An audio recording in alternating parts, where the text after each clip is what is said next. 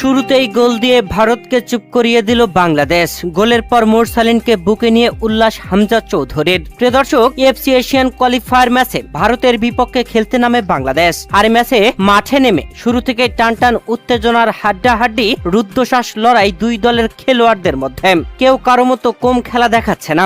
হামজারা একের পর এক গোল বারে নিলেও গোল আদায় করিয়ে দিলেন মোরসালিন। যেখানে ম্যাচের 11তম মিনিটে রাকিব হুসাইনের দুর্দান্ত অ্যাসিস্টে গোল আদায় করে নেন মোরসালিন। যদিও ভারতীয় গোলকিপার এগিয়ে এসেছিলেন, আরেক ডিফেন্ডার ছিলেন মোরসালিনের বাধা, তবে তাদেরকে ফাঁকি দিয়ে গোল আদায় করে নেন মোরসালিন। আর ম্যাচের 11তম মিনিটে ভারতের জালে এক গোল আদায় করে নেয় বাংলাদেশ। বাংলাদেশের হয়ে মোরসালিন গোল করতে গ্যালারিতে উল্লাসে মেতে ওঠে বাংলাদেশি ফুটবল প্রেমীরা। প্রিয় দর্শক, মোরসালিন বাংলাদেশকে 1-0 এগিয়ে নেবার পরেই মোরসালিনকে জড়িয়ে উল্লাসে মাতে বাংলাদেশি খেলোয়াড়রা। যেখানে হামজা চৌধুরী বুকে জড়িয়ে নেন মোরসালিনকে। প্রথমার্ধে 1-0 এগিয়ে থেকে বিরতিতে যায় হামজা চৌধুরীরা। ভারত প্রথমার্ধে বাংলাদেশের গোল পরিশোধ করতে পারেনি।